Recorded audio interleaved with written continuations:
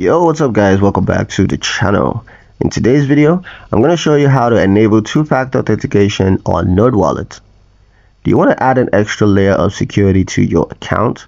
Well, here's how to enable two-factor authentication on Nerdwallet in just a few steps. Start by logging into your account at nerdwallet.com. Click your profile icon in the top right corner and then select Settings. From the menu, choose Security. Here you're going to see an option that's labeled two-factor authentication. Go ahead and toggle it on. You're going to be prompted to enter your phone number, so make sure it's a number that you can access anytime. Nerdwallet will send you a 6-digit verification code via SMS, so enter that code in the space provided and hit verify. Once confirmed, two-factor authentication will be activated for your account.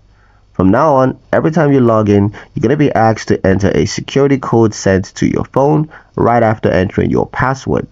It's one of the simplest ways to protect your personal and financial information from unauthorized access.